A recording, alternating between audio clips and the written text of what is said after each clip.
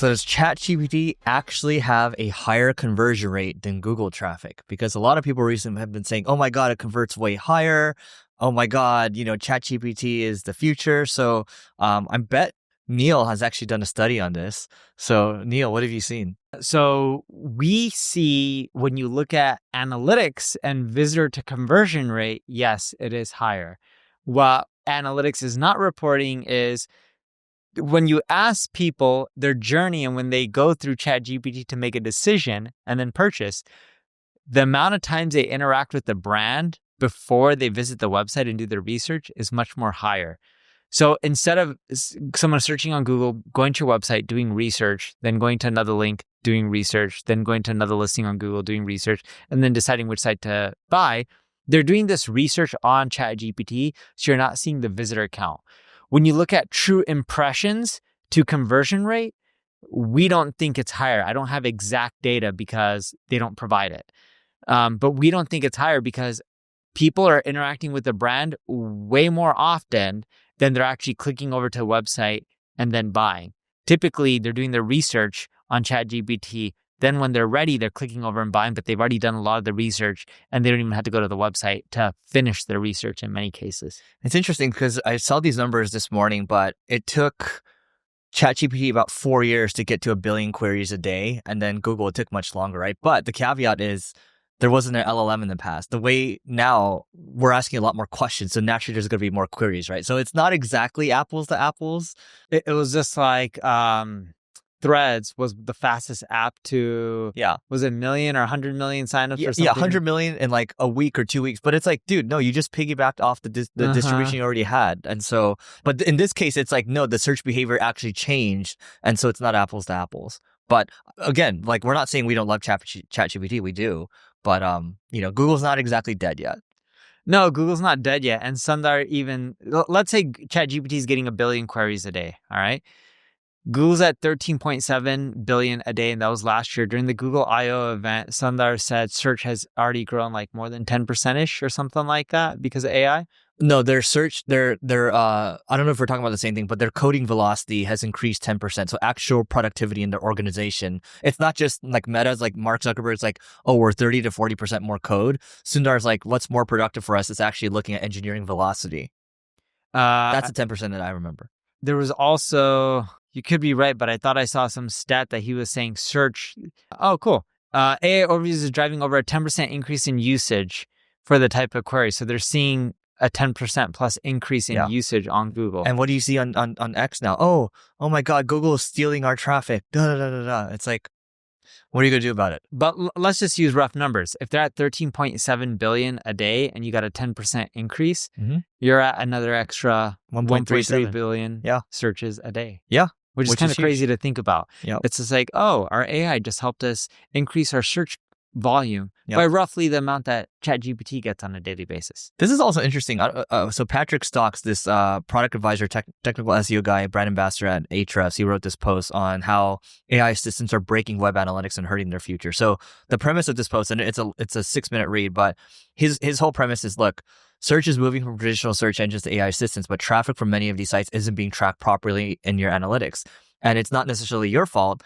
It's their fault, right? So he was just saying, look, their LLM filter in Ahrefs web analytics, notice some common AI assistants missing from the list. They're in our filters, but we aren't seeing any data from their sites, right? So you see ChatGPT, Gemini, whatever.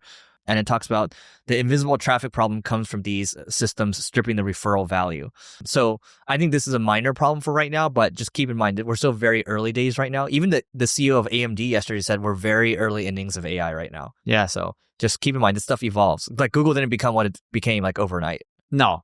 And I do believe that when you look at Google and AI and everything that's happening with ChatGPT, I think eventually they'll catch up to Google with a lot of the data and the analytics and the reporting functionality. Because they announced that they're doing $10 million or $10 billion in ARR, and they are trying ChatGPT. And they're trying to hit or OpenAI, and they're trying to hit 120 something billion by 2029. Dude, it's crazy because a couple years ago it was like 2 and then 3 and then now it's like 10, and so it's compounding pretty quickly. Yeah, I don't know if it went from 2 to 3. I think the numbers. I'm sorry, that number comes from Anthropic. That's actually Anthropic. 2 to 3. That's recently. Yeah. But ChatGPT's numbers is growing at a rapid pace. Yeah. All they got to do is release more features, ads, and all this kind of stuff. And then boom, I actually think it'll grow much faster. Yeah. So OpenAI's revenue through the years. Oh, here's an AI overview. Oh, this is a helpful AI overview. Look at that. 2020, 3.5 million. 2024, 3.7 billion. Okay. 2025 projected to reach 10 billion in annual recurring revenue, an 82% increase. They expect to generate 12.7 billion total revenue for the year. And then 2029, to your point, OpenAI aims for 125 billion in revenue. So I was talking to a guy named Daniel George, and Daniel created this startup, Sequoia backed or Sequoia Scout backed. I don't know what you want to end up calling it. It's called TwinMind.ai. Here's an interesting stat for him. Okay. They have a lot of users. They're growing virally, just mainly through word of mouth. It's never forget anything. It's pretty much your second brain. That's their model. So it can listen on everything that you're doing, create AI notes, to-dos, answers before you even ask during meetings, lectures, conversations. It can pretty much help you with anything they're doing in multiple languages. It's free. When you look at this company, they're leveraging OpenAI's API and Gemini and some of these other players. Their cost per user, I believe, was roughly $30 a month when they first rolled out. Mm-hmm. Now their cost per user is around $3. You're talking about just cost of goods sold, really? Costs To service a user. the cost for all the APIs. Okay, yeah. So it's gone down around 10x in like a year and a half. Yeah. What's the cost going to be? That's 90%. Yeah. What's the cost going to be in another year or 2 years? Because these models are getting more efficient. They're buying their own energy, nuclear power plants, and the chips are getting more efficient. So it's like, what's the real cost going to be? In Every 2 generations, it basically goes down like 100x, something like that. Every 2 generations for these models. Yeah. Like what used to be really expensive 2 years ago is now like cents. So let's go back here. What do you mean by 2 generations? You're talking about like ChatGPT. like models. Like it's like, so right now we have O3 Pro, right? And then you had O3, and then you had 4.1, and you had 4.0, right? But then you had ChatGPT 3 before, right? Those the cost for tokens used to be way more expensive. And to your point, they're dropping like 90%, 99%, right? And then you have DeepSeek come out, this 99% drop, right, from these tokens. And so to your point, it's becoming a lot cheaper. And they call this, remember we talked about Jevons paradox, the more something gets used, it actually proliferates even more. And so the costs are coming down. You're going to see a lot more queries, a lot more energy being used, a lot more compute being used. And to go back, when you're saying every 2 generations, like there's 4 mini. Mm-hmm. Is that considered, do you consider that another generation? Like 3, going from 3 to 4 would be 1 generation. Right? Okay. So you're not considering all the sub variations. Yeah, no. Okay. Yeah. That's still, crazy to think about. I don't know when they're coming out with 5. ChatGPT. They say they're holding off a little bit. I remember. Mid to late 2025. Yeah, so they're holding off a little bit. Like they're pretty close already, but Sam Altman said like they're going to wait a little bit because it's that amazing. ChatGPT 5 is expected to be a significant upgrade, potentially surpassing the capabilities of 4.5. Have you used O3 Pro? I don't know which version I'm using. So I just know I paid $200 a month. So you have O3 Pro. So they just came out with this like 2 days ago, right? And what it does is O3 is a really good reasoning model, but O3 Pro, here's what I did. I was like, okay, tell me what are the highest leverage things that I can do with this model that I cannot do with O3 or any other deep research, whatever other model out there, right? And then it basically talks crap to me in the beginning. It's like, you ask the things you ask me are like how to do things, right? It's like, no, here are the highest like 12 leverage, highest leverage prompts. And this must be your kids. No, they're yelling. They're calling for me. Oh, they know you're here. Uh-huh. Okay. So going back to 3 versus 4, when you're talking about, I thought when we're just using the interface on the website, we're just using the latest 4 model or whatever it has. No, so it by default, you're on 4, right? But I keep switching it to O3 Pro. I wanted to see how good this is. Let me read you some of the prompts, right? So here's what it said. It's hard truth. Unless you push the model beyond straightforward, tell me what to do requests, you will keep getting answers you could have stitched together from me, O3, plus a few hours of Google, ChatGPT, and Excel. The O3 Pro tier only earns its keep when you force it to synthesize large, messy, multi-domain inputs, run deep quantitative or algorithmic reasoning, and deliver personalized decision-grade output that you struggle to reproduce manually. So let me give you 2 prompts, and then we can move on.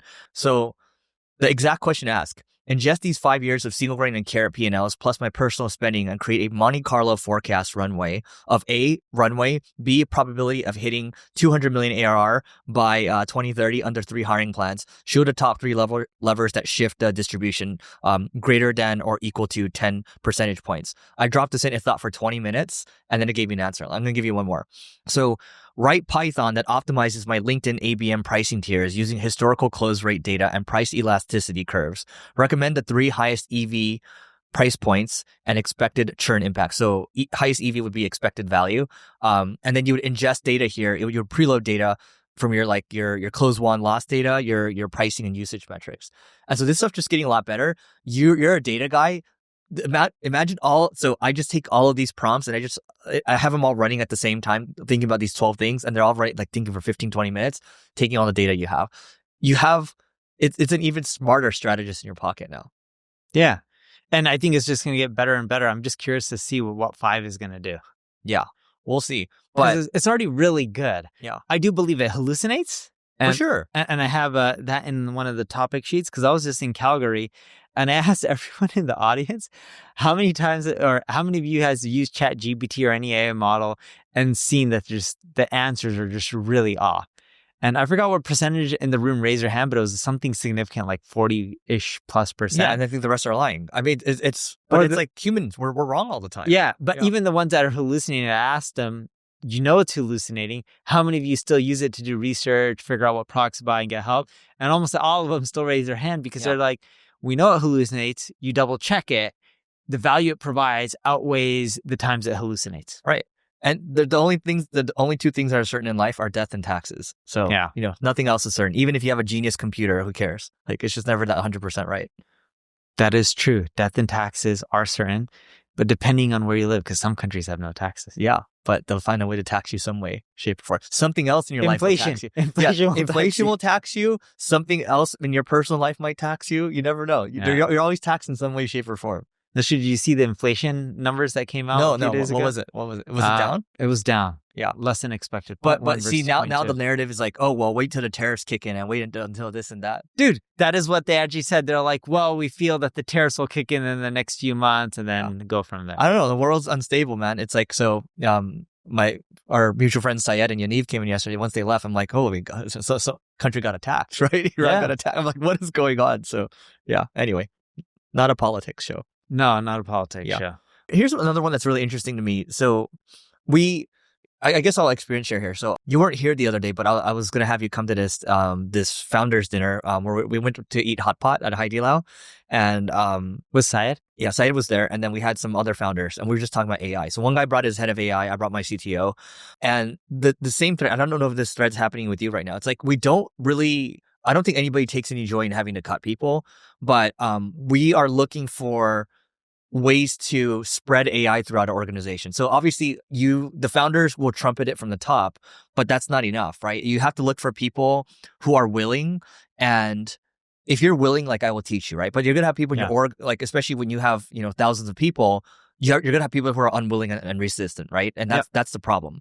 And so our whole thing is, and Syed was actually the one that brought this up. It's like you want to get people to the aha moment where you start using ChatGPT or Cursor, you realize all of a sudden you're 10 to 15 times faster. You just need to get people to that point, and then they can activate on their own, right? But I think the problem is the people that are kind of fighting against this. It's like, dude, it's the equivalent of saying oh, don't use power tools to build a home. It doesn't make any sense, right? No. But I guess my question for you is how are you guys spreading AI fluency throughout your organization, or are you even thinking about it? We don't think about it from that way of spreading AI fluency. We have a mandate. We tell people to use AI whenever it makes sense. It's a little tricky because quite a few of our enterprise customers don't allow us to use AI. Mm-hmm. So just some of them, we're not allowed to even use it contractually. And if we want to use it, we got to let them know what tools, get authorization, even if their data is not shared. And then there's also liability issues that we have to worry about on our end if we use it, even if it is allowed by them with their notification. But we have quite a few contracts that are just saying you cannot use it. So on our end, the way we think about AI internally is if you can do things more efficient, by all means, use it when we're legally allowed to use it. I know that sounds really crazy to think that way, but at size and scale, you also start to think about wealth preservation versus wealth generation. Because for us, it's more important to keep what we have. Yes, I want to grow, but we first optimize for keeping what we have and not losing it. The way we really think about things is we have a team that's dedicated on disruption. And their goal is to just disrupt every single department through AI or any other forms of technology or efficiency or processes. And we found it's easier to have a team that focuses on disruption than it is to get every single department to try to disrupt themselves. That's just what we found internally. So, that central team has been doing some really cool work. And then when they find some huge wins, we roll it wherever we can out legally. So this is interesting. So Yaniv and I were talking yesterday, and then we were a friend of ours, and they do well as a company. And he was just saying, you know what? Like, I'm just hiring a lot of people who are 17, 18, 19 years old, right? And these people are very motivated. They're coming out of college, right? And some of these people, sometimes they'll ask, they're so motivated with it because they're just trained on this stuff. They don't know any other world where there is no AI, right? And they're just like, hey, can I sleep on the couch? Like, they go to the office and, can I sleep? I'm like, dude, that's amazing, right? And so they're fully bought into this, and they're kind of driving this world forward. And he's in his mind, it's like, and in my mind too, I'm like, a lot of people I talk to from UCLA over here, like, I'd like to recruit more. And so, because again, they come equipped with this. And so, again, I have no issue. And what we talked about at dinner is like, we have no issue teaching people who are willing. It is the issue where if the people who are unwilling, that means they don't align with, they don't necessarily align with maybe the future of where we're going. And that's going to become more and more of a thing. And so I think my opinion is the founder has to keep trumpeting it from the top, but you need champions within the organization and people who will identify other people and kind of spread this positive virus throughout the organization. Yeah. If you don't have a culture where people want to embrace it, I think it's going to be hard. There was a guy that we hired a long time ago. He didn't end up working out. He worked for one of the largest ad agencies out there, publicly traded, massive, call it 100,000+ employees. And his job, this is before all the LLM stuff that was really coming out. His job was to automate as many departments as possible and reduce headcount. So when he would go to the departments and try to help them automate and reduce headcount, no one wanted to help him out because it was just going to cost... This guy's going to cause chaos. Yeah. So you got to really have a culture that wants to improve and they want to embrace this stuff, or I just think it's really hard to get things implemented. Like, we have a culture and a lot of people do want to embrace their technology. We're just restricted in a lot of ways legally, or legally is probably the wrong word, contractually, with many of our clients not allowing us to use this new modern technology. It's not even just that. I mean, you also have to make sure that from a security standpoint, things like we're talking like actual security in your company too. Like you can't, it's not like if you're starting a company, you can kind of do whatever you want instantly. No. It's not like that. And that's what we were talking about yesterday too. It was coming from a preservation angle, but how do you push this on people who are willing? Again, so I think, by the way, if you're listening to this and you work for a company, you're hearing about all these companies. Okay, this company cut 300 people over here. This company saved $8 million in payroll. Google is paying people to leave. Microsoft just cut 6,000 people, right? And so I think you don't worry about AI slashing headcount. It's more so, if you can adopt a willing mindset, and once you hit that aha moment where you've become 10x or 100x faster, that's all you really need to do. You just need to flip that mindset and you'll be okay. Yep. Yeah. So, but yeah, it's kind of great. Like, what was the deal with Google? What will they pay you? Do you know the terms? No, but I saw Google recently made a buyout offer for employees. Yeah. Google buyout. Let's see. Google offers buyout for employees in search to employees across the company, including search. Let's see. The buyouts are part of companies' effort to reduce headcount, which Google has continued to do in waves since laying off 12,000 employees in 2023. If some teams are mandating office returns for remote workers who live within 50 miles of an office, which is a lot of traffic, depending if it's in Northern California or where it's at. Or LA. LA's pretty far. Yeah. 50 miles is like 2 hours in LA. Yeah, but it's their way of saying come to the office or quit. Or else. Yeah. They're not, it's not sharing how much they're offering, but I bet you it's really nice. Yeah. From a severance standpoint, they can afford it. Yeah. And it makes sense. You just start buying off people, saying like, all right, you can leave. You have this one on Reddit uses AI to translate millions of pages and Google's okay with it. I find that interesting. Yes, because typically if the translations are crap in quality, search engines hate it, but they do have a deal with Reddit. They pay for a lot of their data. I believe this deal was struck before Reddit went public. OpenAI has one as well. And anytime you do a Google search, we all see Reddit results much more frequently. They're community-based. It offers a different type of viewpoint. I personally am not a biggest fan of Reddit results showcasing a lot or being included in a lot of top 10 results. I just think like it's not that accurate. Yeah. And people on Reddit either love something or hate something. They're very biased. There's not too much neutral or facts-based stuff. It's just like they're very emotional. But yeah, they're showcasing it more. I do think Google's going to have to make a shift in their algorithm when it comes to showcasing these community sites. I think they algorithmically have too much weight on the community-based websites. We're getting more and more demand for Reddit, continued demand for YouTube, and then we're starting to see demand for people wanting AI workflows. Yeah. So with Reddit and YouTube, are you talking about marketing or workflows? Marketing. Okay, so not workflows on creating videos and promoting. No, when I say workflows, it's more so like using like N8N or Zapier or Make.com or whatever to build these agentic flows. And I'm like, dude, Zapier has been around for a long time. How is this all of a sudden like this new thing when it's really not? No, it really is. And you know what really pisses? I've been tweeting about this a couple of times. Just what pisses me off is like these people that post these N8N workflows, and it's like this complex diagrams and all these things, right? And they end up getting a ton of engagement, but then like you have to comment to get access or whatever, and then it's like then end up selling you a course. It just makes the AI space look bad. Yeah. But I do think it's valuable that if you can find great people to help you with these agentic workflows, someone like you or me can spec it out, like take it from 0 to 1, and then they can take it from 1 to 10. I think that's a valuable role to hire for in the near future. Yeah. Yeah. But that's interesting. And are all your content, isn't a lot of your content, it's translated, right? Yes, on but neilpatel.com. And then we have been using AI to help translate, but we have humans review and adjust. And I'm telling you, the amount of adjustments they make is ridiculous. Too many. Yeah. It helps us save time. But if it would have taken them 2 hours, it takes them roughly an hour now. Dude, speaking of translations, I was talking to our mutual friends yesterday about how we're effectively recruiting offshore using AI. So obviously, there are a lot of agencies out there that recruit from LATAM, for example, right? Or Europe, for example. Mm-hmm. And so we use Lindy.ai, and Lindy.ai will find people that have 2 promotions, and then you can say from LATAM, these LATAM countries, from agencies that have more than 200 people, and it'll make an entire list, and then you have a human in the loop that can just double check, or you can have a machine double check. You can use like Manus or something, follow one of your looms, and the Manus will watch your loom and just log into your LinkedIn and just follow your process, right? Or you can have a recruiter do it. And so that's one thing that's been helpful, but Clay.com is also great for this too, because people use Clay typically for sales lead gen, right? But you can use it for recruiting lead gen too. And Clay has some pretty good filters where you can set it to find all people in LATAM, and then you can set it to have like one personalized message. It'll scan their LinkedIn and have OpenAI come up with like a personalized message, and it'll find their personal email too, in addition to their LinkedIn, and you can just hit these people up.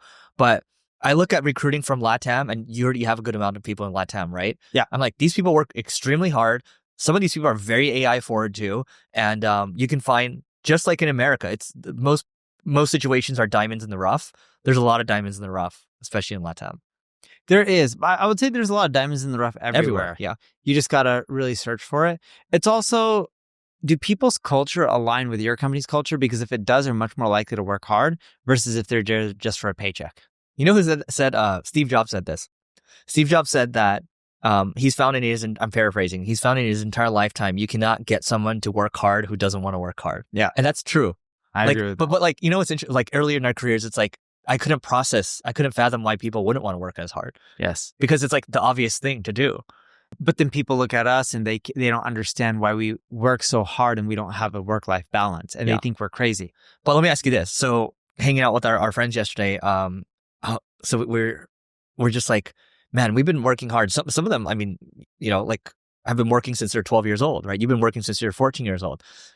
That level of grinding, like, do we really want to grind at that level anymore? That's a question for you. Do you feel like you're grinding at that level anymore or not really? No, yeah, not grinding at that level. You can probably do that for like 15, 20 years. And then after it, you have to make adjustments. You have to make adjustments. Yeah. Like, I don't know how hard Elon Musk works. And I would say he's extreme, but he still has time to play video games and other things. You know why? It's because the way he's blocked everything out. It's basically 5-minute meetings on everything. And so he's time blocked it perfectly. Yeah. And so that's why he has time to play a lot of Diablo. Yeah. And plus, like, you look, I think What's a lot? Like 30 minutes a day? I'm talking like probably 10 hours. A day? Hours. Yeah. Like he's probably playing like a 10-hour, 12-hour session. Yeah. It might only be once a week. Seriously? Yeah. Dude, I used to play, no joke, 12 to 14 hours a day, the games I played. But it's a video game. Is that addicting? Yeah, because you feel like, okay, when you're young, you're 12 years old, 13 years, you have nothing going on. But in there, you're somebody. You're part of the most elite team. You're needed, right? And it feels good, right? You get the dopamine hit. So that's my purpose. And so why wouldn't I spend all my time on it? Versus starting a business. You started a business at 12, 14 years old. That was your purpose, wasn't it? 15 and a half. 15 and a half, yeah. But that was your purpose, right? School wasn't your purpose. No. So yeah, if we have our purpose, you go all in on it. That's true. That's a good way to look at it. Yeah. So that's why I think like people that poo-poo on video games, they don't really understand it. I'm not saying do it forever. I'm saying learn and then move on. But let's look at you for a minute now, right? You've had some changes that happen in your personal life. Yeah. You've been a workaholic since I can remember. Yeah. Even when you were in college, you would try to play poker and do other things to make money, and it was very calculated. It wasn't like you were just gambling. Or do you still have the same work ethic that you did when you were running Single Grain back in the days? No, I think, I'll tell you what, and we kind of talked about this last time, but the moment my mom passed, I realized two things. One, it's time to have a family. Two, I'm not going to baby people anymore, which means I'm going to delegate a lot more. And I just don't have the stamina or energy to be all over everything like I used to be. Because what my mom reminded me of, again, is she covered everybody to her detriment. Like to her, like it hurt her to have to cover for everybody, right? And so, yeah, that's what I would say. So I don't think I have been. I think it's like we're older now, so we have systems. You have a lot of systems around you. You have a lot of great leaders around you. You have a lot more leverage than you used to have when I first met you. So it's a little different now for both of us. I had a call with a buddy of mine who has a marketing agency a few hours ago before recording this podcast. He's older now. And because he's older, for him, he's not sure what he wants to do in life and where he wants to be. He doesn't work as hard. And his agency does good revenue. Let's call it 9 figures. All right. Uh-huh. The market's been up and down for the last few years. He doesn't grind it out. He's probably been doing this for 20-ish years, if I had to guess. Mm-hmm. I don't know how old his agency is, but let's go with 20 plus years. Uh-huh. And talking to him, because things are bad right now, he's not willing to grind it out like the way he used to be. And I was telling him, I was like, dude, you don't have a work problem. I'm like, you have a profit problem. He's like, what do you mean? I'm like, you're talking about, you just can't have it in you to work really hard to, focus on the business to make it grow 30% year over year. I'm like, some things just aren't in your control because the economy is just bad. I'm like, but you have a profit problem. I'm like, the solution to your business isn't, hey, we need to go change all these things and be a better business so we can grow faster. A lot of things you can't control. Like right now, right? Israel attacked Iran, and Iran suspended nuclear negotiations with the U.S. So all this kind of stuff affects the market, affects revenue, affects marketing. Indirectly, we're not saying, we're concerned about marketing more than human lives or anything like that. It's just the reality that this all affects business and the economy. I was like, how about you just figure out how to cut $3-4 million worth of expenses? He's like, I could. It'll be disruptive. I'm like, okay. Will it impact your growth much? He's like, no, the economy's crap. He's like, I can just hire when things are good again. I'm like, will it cause a lot of churn and cancellation? He's like, no, not really. I'm like, you got your solution. Your solution isn't to figure out how to rejigger your mindset to work harder. He's older. He has kids. One of his kids is getting ready to have another kid. So he's going to be a grandparent. So this guy's like 50s, 60s? 60s. I don't know the exact age. Yeah. I don't think he's 60. I think he had kids earlier in life. And I was like, dude, it sucks to cut. But if you just cut, you will solve your financial problems. Yeah. Imagine just adding $4 more million in profit. It's not a big number for him because he's already he's not highly profitable. His profit wasn't as good as it used to be. But if you cut it, he's like, he's like, my profit would start going back closer to the heydays. I'm like, you can just cut. You don't have to change tons of. But what does that have to do with him working hard? He's trying to he believes the way to fix the business is to like work like he used to when he was 20. Okay. Yeah. And I'm like, you're not going to do that. That's just unrealistic. Yeah. The real solution is you just cut the fat. Yeah, things change. They call it the four burner theories, right? You have family, you have work, you have friends, and then I think you What's have the fourth one? I think it's marriage, your wife, your spouse, I think. But my point is there's different when you have, it's like a stove, right? Like you can probably only have one or two at the same time, but you can't have all four on maximum fires. You know what I mean? So in our 20s, maybe you're firing on work all the way and you sacrifice maybe your friends and partying. Family, friends, health, and work. Okay, health, yeah. So like I'm pretty focused on, I would say I've been focused on health, right? You would say health and work mostly, right? Right. And now it flips. It's like, okay, well, probably need to start focusing on family more. Okay, that means some areas need to tone down. Right? So does that mean the burners are not all going on at the same time, or they're you can only get like one or two? Yeah, and you can get one or two like very high, but or you can kind of try to balance it a little bit. But if you try to balance it, you're how well are you going to do? And anything, right? It's hard. Yeah. So I think for you right now, it's probably more. You correct me if I'm wrong here, but I think family is a big focus for you. Yeah. Right. I would say health you do pretty well. I would say work is still pretty big, but if your friends and work kind of go together. So because most of my friends are work friends. Yeah. So what would you say are my two burners then, if you had to pick? Well, you mean the ones that you're sacrificing? No, the ones that I'm focused on. If I only could pick two, because you're saying you should only. So I still think work's there. Okay. And I think you try to keep family there. Yeah. I would agree with you. Yeah. I don't focus on health too much. Yeah. You do it to maintain. Yeah. Yes, I do to maintain. Yeah. And when I look at friends, I honestly don't have that many friends. I can count them like on two hands easily. Yeah. I hang out with you more than most people. This podcast helps because we record it. Yeah. But like, I honestly don't hang out with that many people. I actually see you more than anyone else. But you know what? You'd be surprised. It's true. But like, I don't say, hopefully your parents last forever, right? But at some point they're going to have to pass, right? But I think what will be heartwarming is you realize that what was heartwarming for me, the moment my mom went is like fucking 200 messages, right? And like all these flowers and snacks and things, right? Yeah. Snacks are the way to go, by the way, guys. Flowers are a pain in the butt, but because you have to like rewater it and stuff and change the water, right? But anyway, I'm grateful for it. But my point is, because you help so many people in business, you don't realize how many people you impacted until a moment like that happens. And so I think you probably have more friends than you realize. Yeah. That's my point. No, I totally agree. I do have a lot of friends. I just don't communicate with them as often. Yeah. Interesting enough, when your mom passed, my kids wanted to go get flowers. Yeah. Okay. So we try to explain to our children, because I'm going to the funeral soon. Yeah. And my kids want to go to the grocery store and get you flowers and ask you questions. So we didn't let them do it. I would have been down. No, but the questions were not appropriate. It's okay. Like, why did she die? Like, right? Straight up. I would have questions like that. Yeah. And then they're just like, what happens when your mom goes? How are you feeling? Like, it was just... She ain't gonna come back. Yeah. No, but like, it was just inappropriate questions. Yeah. And then my kids were like, why can't we ask him these questions? Yeah.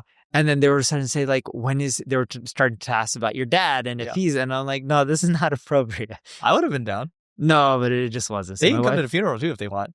It was just... My friends are bringing their kids. We're just like, my kids will just ask inappropriate questions. It's fine. It's a learning experience. But my point is, okay, going back to this, okay, the four burner theories, right? What stage we're at in working. I think if you're listening to this and you're like in your teens or your early 20s, you work like hell because you have no leverage. The leverage you have right now is you have time, right? Use all that time, be a loser, don't go to parties, right? That's what we'd recommend. And then by your 30s, hopefully you have some leverage, you have relationships, hopefully you have a little capital, maybe you've hired a team, and then you just keep building on that over time. And hopefully you're building for, 10, 20, 30 years. But if you get a great, crazy offer, maybe you just take it and, right off into the sunset. But that's how this game typically works. It's very unusual for someone like, love or hate these people, like Elon. Like, Elon doesn't have to work. And then love or hate Trump, like, he doesn't need to work, right? Same with Zuck. Yeah, and Zuck doesn't need to work. Even though he's obsessed about work, he can't be working as hard as he used to because he has time to like do MMA for a long time. Not M&A, guys. MMA. MMA. He tore his ACL doing that. Yeah. What did I say? MMA. You said M&A because that's on your mind. Yeah. But yeah, no, any of these people, right? Zuck, Larry Ellison, all these people. I think it's always going to be wired within us. But again, there's different stages of your life, and you might have to dial things up and down. But you can't get it all perfectly. So, no, you can't get it yeah. all. And by the way, the one thing I'll leave on this, and we can move on to the next one is, I told you that I had my mom fill out this story, like this keepsake book where she filled out all her stories, and then it got to a question where it said, "What is your biggest accomplishment in your life?" And I thought it would be about like her career, because she talked a lot about her career and the thing, right? And usually, like at least for her, like it's a lot based on her accomplishments, but her career accomplishments. But her greatest accomplishments was her friends and her family, and that hit me pretty hard. I was like, yeah, that is my greatest accomplishment. It's not like that's actually more important than business in my mind. I was talking to Syed about this yesterday. He's like, yeah, that is the only thing that matters. But you don't realize that till later. Even Syed, look how nice he is to his family and extended family. Yeah, but like, this is another thing. It's like, you don't realize how good of friends you have where they're just like, oh, I'm flying over, right? Yeah. So those two to fly over yesterday was like, shit. So think about our marketing friends when we have problems in marketing and how many of them come and help us. None? No, like if you had a problem with I just think about business friends. I don't think about marketing friends. Sure, but when you say marketing, I think about the mastermind people. No, but like just business friends. Like someone messaged me saying today, right now, while we're doing this podcast, they need help with their YouTube account.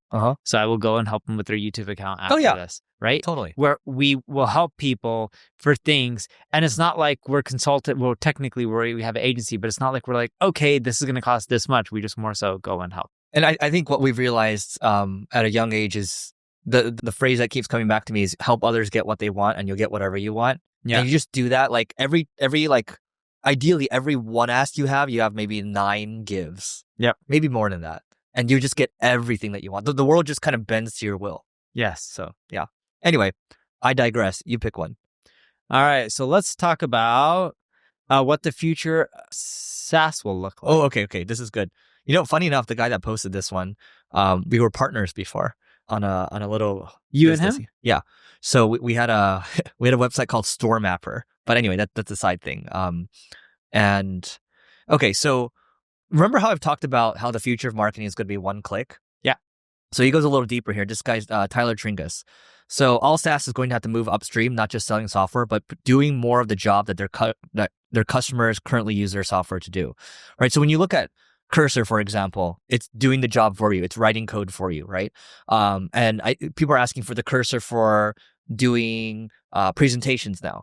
I think marketing is going to go in this way too, where people actually don't want to log into like, this web app or this mobile app and like go through this UX. They just want to say, okay, here are my goals, and I just want you to do it. And when I say the future of marketing is going one click, it's here's the suggestions. Click this button. Do you just want us to do it for you? And I think a lot of SaaS is going to go in that direction. And so what's happening right now, especially and I don't know if you're seeing this, I'm keen to know from your side, but with ClickFlow and with Carrot, there are people just saying, hey, can you just do it for us? Like someone just came through Carrot the other, can you just run it for us? And so I think the bridge right now, if you think about crawl, walk, run in terms of phases, the crawl right now is, okay, here's the SaaS. Can you just do it for us? Eventually it's just going to be the computer doing it. Yeah. Yeah. So, dude, I agree with that. I was talking to a corporation about ABM the other day. Have you heard of Fortive? No. FORTIV. Look them up. Stock. We were actually talking about your solution on their marketing call with their team. $23.71 billion market cap. Is that the logistics company? No logistics. Fortive.ca? Industrial technology conglomerate. They work in all major countries. Oh, yeah. There's so many Fortives. I don't know which one it is. .ca? No, just go Fortive. There's only one that's massive. It's a $23 billion company. I'm just going to type Fortive stock. Yeah, you can see Fortive stock. FTV? Uh-huh. Not FTX? No, it's a big corporation. Okay. Yeah. Annual revenue, $6.23 billion. Wow. But we were talking about ABM on our call, and we were talking about your solution to the marketing department, right? They centralize things, and they tend to have like a virtual event or in-person event each year. And we've been working with them for a long time. But going back to ABM, you're so right. When you look at these marketing solutions, they tend to be reporting. Yeah. And if you look at like the growth of Cursor and a few of these AI-based technology companies, the reason they grow so fast isn't the marketing. Mm-hmm. It's because the software is helping you just do a lot more things efficiently, and it saves a lot of money. Yep. So it's just growing virally. And that's what people are expecting in marketing, in which like they want to be able to click buttons and things just happen for them.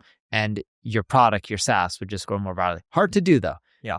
And marketing changes so quickly too. Like coding is a little more like it takes longer to evolve. Yes. With marketing, the tactics change so quickly. So you have to be, the product iteration cycles are a lot faster. It is, and it's hard to just allow a click of a button because you're relying on so many other platforms where you're restricted on what you can do because based on what they allow you to do through their APIs. And I think in that case, to your point, it has to, if you're going to do one-click marketing, it probably has to be simpler things. Yeah. It can't be that complex. If it's going to be complex, you need humans in the loop to review. Yeah, I agree with that. Yeah. So I think it's interesting, but that's what it. You know what's interesting to this too? That's kind of tied to this. So I listened to a podcast with the Fiverr CEO with Harry Stebbings, the 20 VC dude. So I'm paraphrasing here, but the quote is: "If you're not adopting AI, F you. You will be a burden on society." So I think that's a little intense. Yeah, I understand his premise of it, but it's like his whole thing is: look, is it your spouse's job to make you a better person? No, you have to want to be a better person. Is it my job to help you have a fitter body or something? No, it's you have to want a fitter body or to eat well, right? And so his point is like same thing here. If you're not willing to adopt this on your own, you don't belong in my company. You're a burden on society. I have no sympathy for you, right? Versus if you are willing, like we mentioned earlier, if you're willing to learn this stuff, happy to teach you this stuff. Yep. So I'm looking up Fiverr stock right now, and when I look at their stock, because I'm trying to see how much they're affected by AI. March 2025, when you look at their quarterly earnings, they're up 14.61%. So they're still growing in this economy. People are still using them for a lot of small tasks. Yeah. Well, people think he was intense. I know like some CEOs try to walk back what they were saying. I think the Duolingo CEO walked it back. Wait, was a Fiverr CEO the one who said if you don't implement AI, like F you? Literally F you. So that wasn't Harry from 20 Minute VC. No. Harry was interviewing him, and Fiverr, like he literally says "f you," like the fully. So, but yeah, I don't think people need to implement it everywhere. Just like in life, you look at some of these corporations that sell artwork, for example. Yeah, you could implement AI like in systems and processes, but like just me personally, if I'm buying art for a house, I don't want AI created art. That's interesting because there's NFT AI created art that's sold for a lot during the NFT craze, and they're starting to come back now. I'm also the person, if I was buying art for a house, I want the cheapest art, and I probably don't care for art in my walls. Yeah, same here. But if I had to buy it and I had to pay the money, I'd rather pay for a created piece of art versus AI. But that's just my personal viewpoint. We had an interesting conversation at that AI founders dinner the other day, where it's like, hey, Eric, are you optimistic or pessimistic in general, right? And I don't know if we talked about this before, but what's your philosophy? Do you find yourself to be more of a pessimist or optimist? About AI or just in general? In general. I'm more a pessimist. Okay. And do you think if you could choose, what do you think would be more optimal? On how I should be? Yeah. I would prefer to be an optimist. Why? I'd probably be happier in life. So this might actually, I don't know what I want to see how you react to this. So if you think about it, okay, if you're a pessimist, right, you start off negative thinking about something. Now, if the outcome is negative, you've been negative twice. Are you following so far? Wait, repeat? Okay. So if you start off as a pessimist, right, if you're thinking about a situation, if that situation turns out to suck, and you're right. So you're actually double negative. Negative initially and then negative again. Are you following? Yeah. So if I'm a pessimist and then be right, I'm negative two times. You're double negative, right? Yeah. But if you're optimist and it goes wrong, you're at least happy and then sad, right? Yeah. But if you're optimist, like you're happy and then it goes right, you're double happy, right? So you're better off actually being an optimist. Yeah, that's a good way to think about it. Yeah. I'm optimistic on some marketing initiatives, but generally, someone gave me an example of this other day with me. They're like, dude, you tend to be negative. And they're like talking about the market and interest rates. And they're like, look at the S&P. It's close to all-time highs. I'm like, it's inflated because a lot of these AI stocks and tech. Yeah. But I'm like, other than that, I'm like, I don't feel optimistic about consumer sentiment. Yeah. And I'm just negative. And the reason being is the economy globally is just terrible. I think maybe the right way to think about this is I'm short-term pessimist, long-term optimist. And then I think you're actually the same way too. Yeah, I would agree with that. Yeah. But it gets, if you're more pessimist, it gets people to do things with higher urgency. But I'm optimistic in certain areas in life. Like when I look at marketing as a channel, I love how it adapts all the time. It makes our jobs harder, but it weeds out the crappy people. Yeah. And it's entertaining for me, like a soap opera. Yeah. I don't really watch soap operas, but the soap operas take you a lot of ups and downs. I kind of like how marketing changes frequently. Like, oh, Google releasing AR views is going to affect clips. Oh, everyone's starting to use ChatGPT. It's going to be hard to track impressions. How do you rank on ChatGPT? Oh, now there's AI mode. I like all the change. Yeah. I like the chaos. Yeah. I like the chaos too. I was listening to Adam Newman being interviewed by Mark Andreessen and Ben Horowitz. Adam Newman of WeWork fame. Yeah. And Mark Andreessen, so Andreessen Horowitz was like, hey, Adam, like, if there's one pattern I've identified with you, because he had this fiasco with WeWork, right? He still ended up getting paid a lot. But he's like, Adam, are you going to stop being that CEO who enjoys chaos and enjoys putting the company back into chaos every time, right? Because they tend to see in their portfolio companies, there's a lot of CEOs that love chaos. Really? Yeah. And I'm like, oh, damn, I think that's me too, right? Like I function better in chaos, right? Uh-huh. But it's like, no, you should stop like risking it. I think I do take more risk than I should. I think you're probably more conservative, which is the right move. But I am chaotic and I'll change my mind very frequently. On more personal stuff recently. And even business. Yeah. A business, I'm way better than I used to be, but I'm still bad. Yeah. Yeah. Personal, I'm terrible, but I'm getting better on personal, but it's causing business to get worse. I'm not talking about from a revenue standpoint, but my decision-making changes. Yeah. Yeah.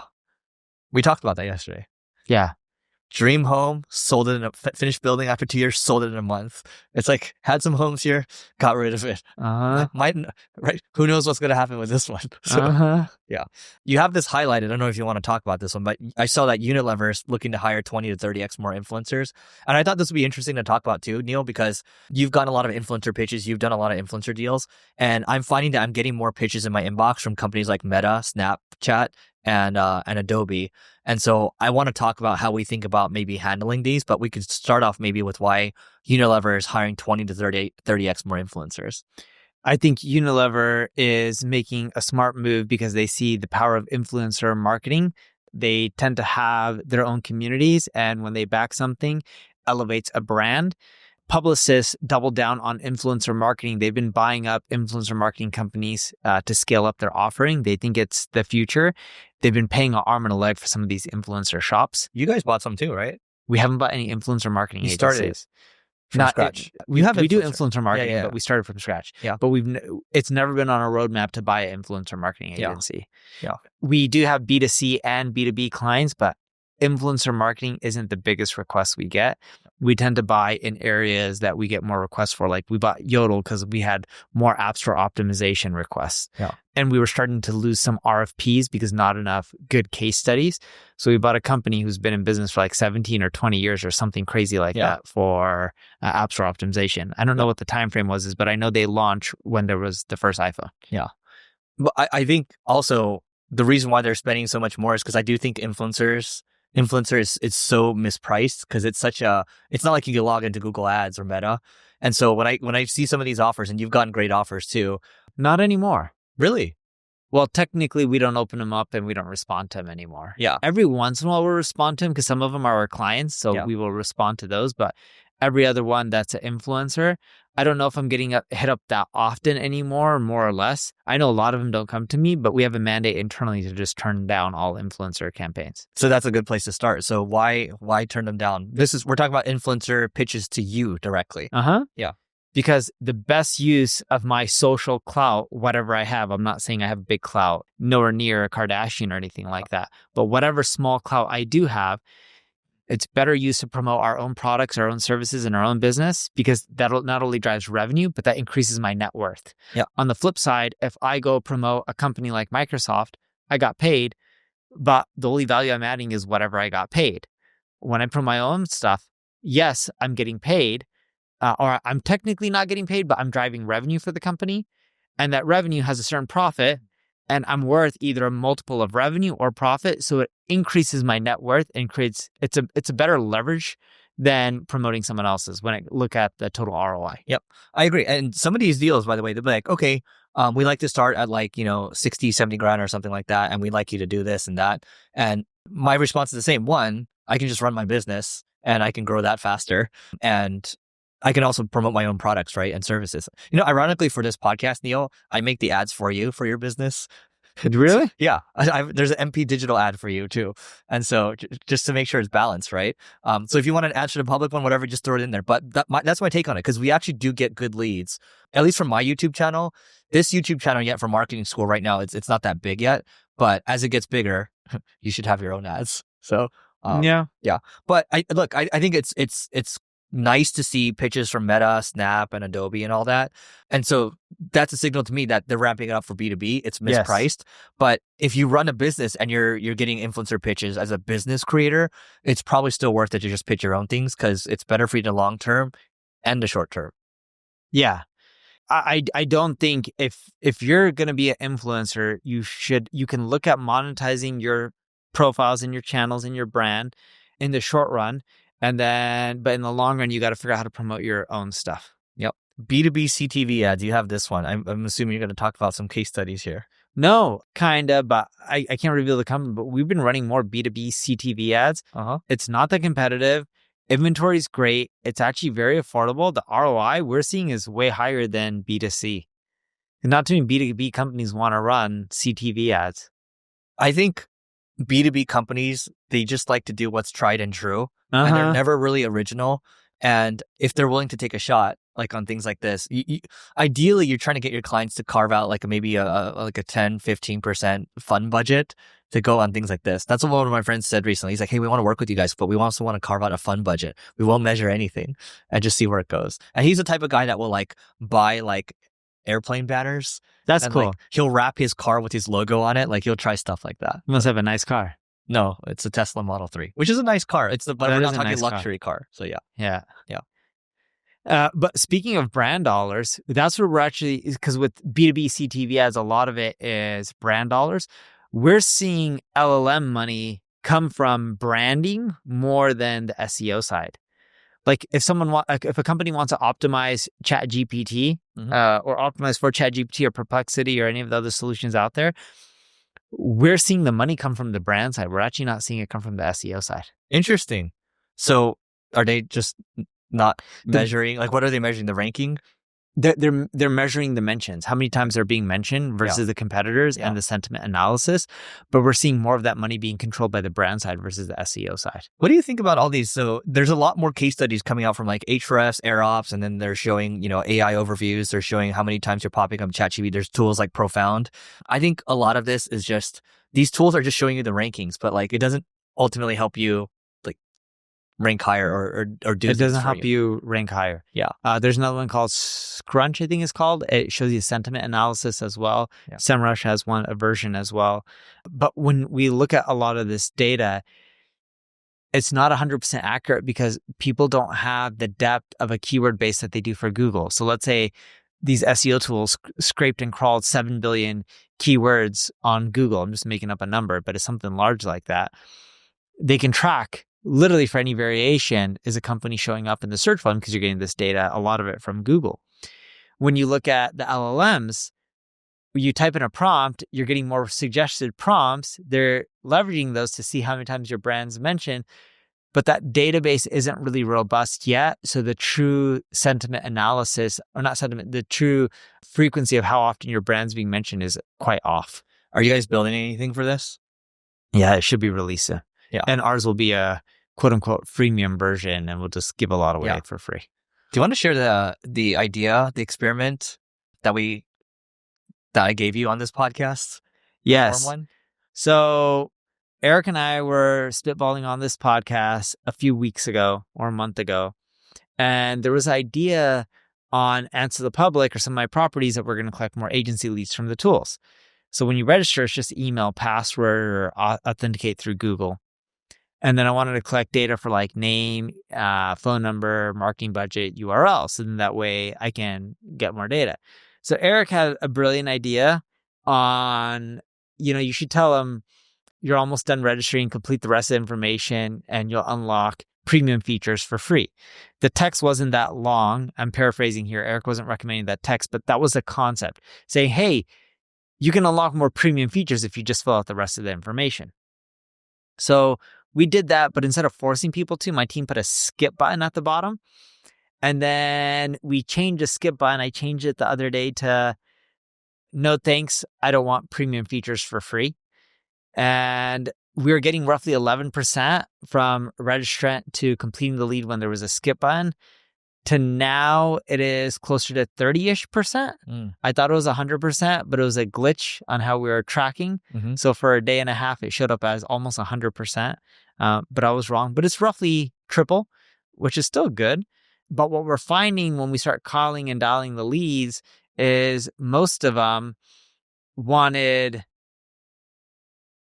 either help on how to use the tool more, but the majority of them was, we're just using the tool for our own internal marketing department. We're not interested in any consulting. So then I'm reshifting how the team is thinking. Instead of saying, hey, let's go and create tons of decks or material, tons of call to actions and lead forms. Think about the flow. Like, is someone clicking on a keyword and will they say, yes, help me rank for this keyword? Okay, then for that, collect a lead. It's more relevant. Then reach out. You'll have way less leads, but the leads will be higher qualified. You're not making as many dials, but it could be much more profitable. Yeah, that's interesting. So it's interesting because you tested it very quickly after the idea, and that was just from a conversation. Minus the AI call. Remember I was telling you how we want to test the AI call of having every lead being called by AI? Hey, this is like so-and-so from Answer the Public. Yeah. We're an AI bot. We're actually using AI to grow our business. Do you want us to help you grow your business through AI as well? And this is how we're implementing technology and marketing, et cetera, to grow. We thought that could convert really well. That wouldn't be the script, but I'm just paraphrasing. Yeah, we would fine tune it through copywriters, or I would sit down and write copy over an hour. We haven't done it yet. We talked about us doing it. Again, there's a lot of laws with AI because the way a lot of these tools that are dialing have in their terms of service on what they can do with our data, it would breach a lot of privacy laws, and we can't just use dialers. We got to find ones that'll comply with the regulations and the rules that our customers or potential customers put us through. So we haven't been able to test that out yet. We want to. We're just working around the legal hurdles. Dude, this is the problem of having an established business. I'm not saying anyone should break laws, but when you have a startup, you just go because what's the real risk? Oh, you get in trouble. What is someone going to really sue you for? When you have a company that's big, like a Google, and we are nowhere near that size, or even a fraction or a fraction of a percent. We're not even that big, right? Like we're a speck in their universe compared to their size. But you look at like the Googles of the world, the reason they're not agile and they can't move isn't because they don't have the labor. It's not because they don't have the culture. They have talented people who believe in it and want to execute fast. It's bureaucracy that gets in your way because of the size. You just have to deal with all these regulation issues because you constantly have a target on your back. Yeah. Bigger you get, the more bureaucracy. Speaking of bureaucracy, by the way, maybe this is not bureaucracy, but I do think it's interesting. I didn't really think about how these, this is more political, but the ICE stuff that's going on. So obviously we live in LA and downtown there's a lot of protests going on and things like that. And it doesn't affect you and I directly because it's not like my friends that have e-commerce businesses where their workers are scared to show up now. So they're scared to show up to work. And then you look at one of the like open markets in downtown where there's usually like a lot of trade happening. I think it's called Santee Row or something like that. Nobody's there, right? And so this is a situation where it's like, man, the way the media spins something, it's like it really causes a lot of issues. And so a lot of my friends, again, who have these warehouse businesses, people don't want to come to work anymore because it's too scary.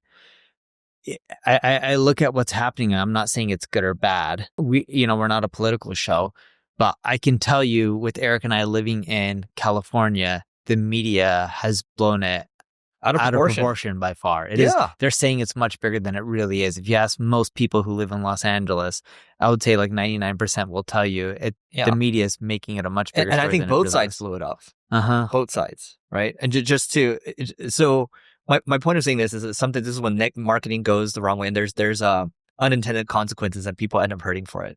Yeah. So did you see that? So AirOps cited this. So AirOps they're like an SEO workflow product, but 95% of ChatGPT citations come from content less than 10 months old. Did you know that? I did not know that, but I assumed it was fresh content. We noticed that the more fresh your content is, the more likely you are to get mentioned. So then it's like, okay, if you build like a SaaS product, like with our product, it's like, okay, how do we help people refresh? How do we make sure that they have the best H1 titles to get into AI overviews, right? But that stuff also is going to change very quickly too, right? And so it's like playing whack-a-mole. You have to be on top of it. And this is why I like doing this podcast, because it forces us to be on top of it. I think if we didn't have this podcast, I feel like I'd be a little less on top of it. I don't know about you. I don't think it'd probably be a little bit less. But one AI overview strategy that just works really well right now, but it'll be like playing whack-a-mole. If you look at any keyword that you're ranking on page 1 for, and it has an AI overview, look at what they're pulling for. And no joke, if you take your content that's on page 1 and you add in like 3 bullet points summarizing, including the answers to whatever they're pulling AI overviews for, we've noticed a drastic increase in getting mentioned in the AI overviews within a few days of just making that change. So you're just adding 3 bullets towards the top of the article, and you're letting them know, like, just, in summary, CNBC does a good job of this. Like, if you read an article, that's actually a bad article. That one's gated. Let's see, Archer drops 15% on 850. Okay, so it says key points, and they'll just summarize 3 bullet points, and then they go into article. The point I'm getting on is that's a really great way to just get included into the AI overviews. We're seeing it super effective. But again, it's like whack-a-mole. Will that still be effective a month from now, 3 months from now? Who knows? Yeah. We adjust as things change. Yeah. I think if you're an SEO now, you just got to be Johnny on the spot even faster, double or triple time faster. Speaking of AI content, by the way, did I show you the Star Wars VO3? You've seen Star Wars, right? Okay. So this is the movie? Yeah. This is another example where AI content is actually starting to beat human content. So I showed you the one where the poem that was AI assisted from my mom, right? So she wrote something in Chinese, 3 pages, and then AI made a poem that made everyone cry, right? But this is interesting because this is a VO generated vlog series of Greg the Stormtrooper. So check this out. Invaders, bitch ass, the mean burger headed to Endor. Forest mission, easy terrain, will be calmer. Should be chill.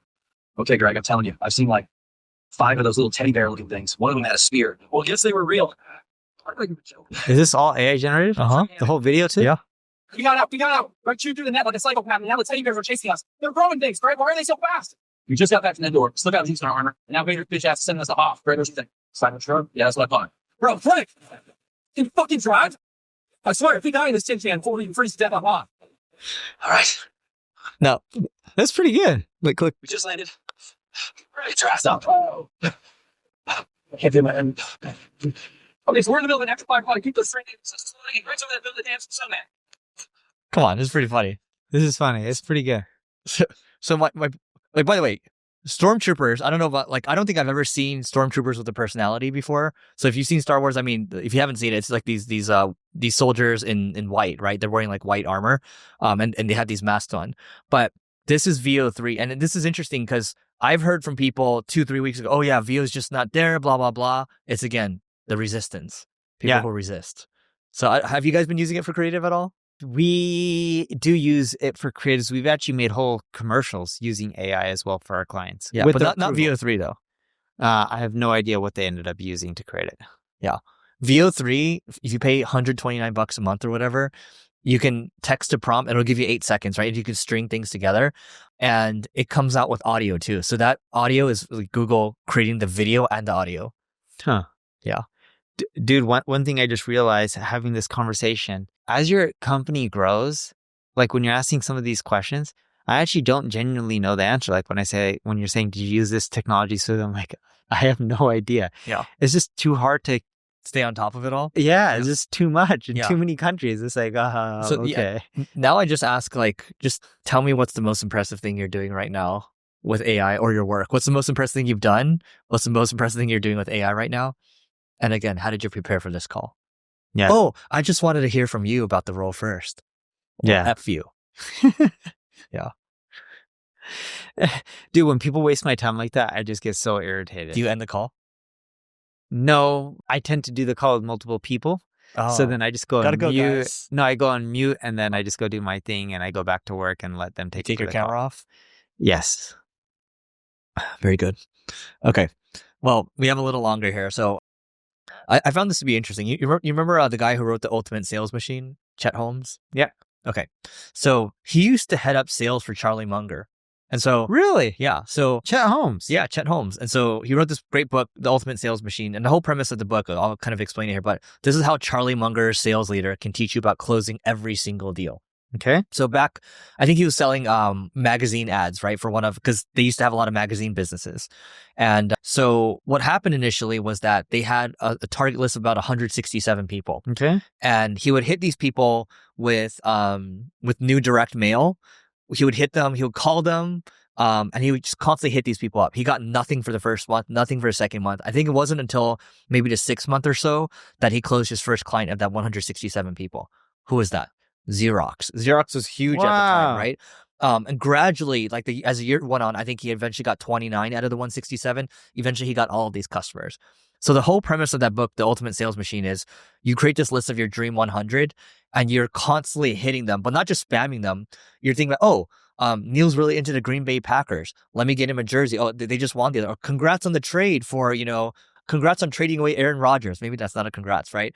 But my point is, you're aligned with what they're interested in and you're sending them relevant personalized messaging on different channels. You can be SMSing them, you can be direct mailing them, but you're constantly hitting up this dream 100. These are the top 100 people that you want to work with. And eventually over time, people will respect you and they'll work with you. They'll give you a chance. Because I remember probably earlier for you in your career too, when I had nothing, I would constantly I would make 20 videos a day. Each video was about 15 to 20 minutes. I would upload the video. I didn't have Loom at the time. And I would find their emails through using salesforcedata.com back then. I have their email. And eventually I got clients, right? Because they respect you over time and you're just constantly hitting them with hopefully relevant content. Yep. What did you do? So similar, but dude, when it comes to this, makes me remember the Frank Kern approach. Do you remember the Frank Kern approach where he would just deliver a cash bag to your door? A bag of cash. Bag of cash. Yeah. What did I say? Cash or bag? Cash or bag. Bag of cash. Yeah. And that would be his version of content to get people interested. Mm-hmm. And then from there, he would say, like, you're really going to give me $1,000 or $10,000? Like, you literally have someone there with just cash. Yeah. It's a different way of content, but that was just, it's a question is how can you just get creative and think outside the box? Yeah. And I don't think enough people in marketing really do that. I think this is something you can actually have AIs come up with good ideas and it's constantly scanning on what they're interested in and it creates you ideas on each one. And do you just want us to do it for you? Yes. But the question is I believe a lot of people are going to start doing things like that. So the question is, how do you stand out? Yeah. How do you stand out? Yeah. I think that's the hardest part. Really in marketing, because anything you can do, I can do. Anything I can do, you can do, and other people can do. It's just a question of time and money. And if someone doesn't have those resources, someone will fund it. You're going to have competition. So the real question is how do you stand out? What makes you different than everyone else? I think the bar is just going to get higher. Just like when we did YouTube like 5 years ago, it was much easier. Yes. And the bar's gone a lot higher now. We think a lot. We have to go to the studio. We have to think about the headline. We have to think about changing the headlines. We have to think about the packaging and all these things. I will say though, back in the day, so this was when I was like 25 years old, you were 26 or 27. You have to be opportunistic. And so when I saw that Zynga, the gaming company, was planning on getting into poker, I was like, hey, Neil. I emailed them. They responded. They're like, let's get on a call. Like, hey, Neil, let's get on this call, right? We got on the call. Unfortunately, they decided not to pursue it. But that just goes to show you that back in the day when we're still in our mid-20s, we didn't have like a lot going on. People would still respond to us. You already had a good established brand going, but I was still starting out in my career. But also you timed it right. Not even me. You saw the opportunity. You timed it right. I think that is a big part that people forget just in business and marketing. Timing is something that you can't always control, but if you get lucky on the timing, it can do wonders for you. But yes, you got to stand out. But if you can time things right, a lot of people aren't that Johnny on the spot that you mentioned. They're not executing fast enough. And you can be one of the first people and feel like, oh, it's worth a call. Yeah. Well, I mean, like, look, if you listen to this podcast, it's like, what do we start to talk about?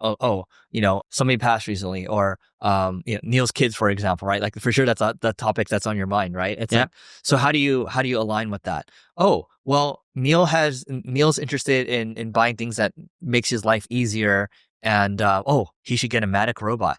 Did you get yours yet? It never arrived yet. Oh, mine just got here on Monday, so it'll take a little longer. But my point is, it's like you just do a little more research, and hopefully you can set some type of workflow up for you in the future. And I'll just point out when is a good time to message someone, and when did they mention something compelling.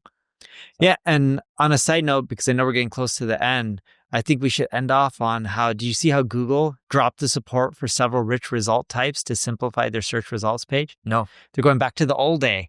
Remember how Google used to just have 10 blue links? It was Yep. really simple. Then they integrated ads. Then they had all these feature snippets and stuff like that. Then AI overviews. But I'm assuming most people would agree when you look at a Google search result page now, there's just a lot on there.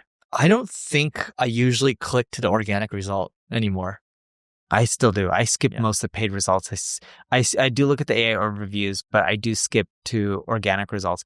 I mainly skip over paid results most of the time. Yeah. Most people do, from all the data we've seen. But there's just too much from people also ask to the organic results, to videos, to images, to audio. And I'm not saying these things are bad for Google search result. It's just sometimes it's too overwhelming where they're including too much on a page. I do think it's a smart move to just simplify. We moved into a world where people just want the answers for their search queries. They don't want to just be bombarded with, NASCAR logos everywhere. And that's the way that I see. That's how the web was in the beginning. Yeah. And I think that's where it's gotten to, in which there's just logos everywhere and it's just overwhelming. People just want simplified solutions that just give them the answer to their problems. And when you say rich result types, are you talking about the local pack, or what type of rich result types are you talking about? They're testing removing quite a few. And they're talking about what's being removed: book actions, course info, claim review, estimated salary, learning videos, special announcements, vehicle listings. So they're starting to just simplify things. I think what they're doing, if I had a guess, is removing the elements, the rich results for the stuff that people aren't really engaging with frequently. Yeah. Let's end it on this one because we still have a couple minutes here to hit our 80. So you have this one there's a summer slowdown happening for marketing agencies each year, even if your traffic doesn't dip. Yeah, for some reason in the marketing world, people tell me oh, summer's not that bad for us. We still see tons of traffic. I'm like, yes, but look at how much revenue you close. And the more upstream you go, the more you'll see it because, you live and die by the deal because one deal can make your business or crush your business. We really see it where that one deal, or we really see it where it's harder to get those big deals during the summer months because a lot of the people who sign off on that stuff are on vacations. And that's why we actually see there's a slowdown. We see it in the US, we see it in Europe. We don't see it as much in Asia, but we definitely see it in US, Europe, and Latin America. Because in Asia, all we know how to do is work. It applies to you too. You're Asian too, technically. But speaking of which, are you guys going on vacation? Have you started to set up this yearly vacation with your family? What's the deal? Oh, I already have our vacations planned. Oh. They're in my calendar. Technically. Vacations? Vacations. Wow. So next week I do New York. Week after I do New York again for another event. Then the week after, Disneyland. Okay. Then I have to go to Hong Kong for another event. Then I got a break, which is nice. Then another week of a break. Then I have to go to Bogota, it looks like. Oh. Then I got a break. So, I tend to spend more time with the kids during the summer. And then the week after, taking them to Hotel Coronado. That's San Diego? Uh-huh. So we'll do the zoo and all that kind of stuff. Oh, so you're doing local staycation. We do local staycations. Kids are really young. It's a pain to take them on a plane. Yeah. I haven't really tried it. 5 and 3, no? 6 and 4. 6. Yeah. I feel like I'm not a father, but I feel like that's a good age. To take them on a plane? Yeah. This is good to ChatGPT. It could be, but I think it's just easier to do the staycations. We're waiting for both the kids to be 5 because that was the number Syed gave me. He's saying it's really easy to take them on trips once they're 5. Yeah. And they're happy with the local stuff. So we're just going to try staycations this year. Next year, because they'll be 5 and 7. Wow. So then we'll start thinking about trips that we can do on a plane. I am thinking this year sometime to taking the kids to Seattle to visit one of my buddies, Kevin. Yeah. Because his kids are the same age and our kids get along really well. Oh, yeah. And that's a short flight, 2.5 hours. Yeah. So I'm thinking that could work. That's a good one. All right. Cool. Well, that's it for today, guys. Please don't forget to rate, review, subscribe, and we'll see you tomorrow.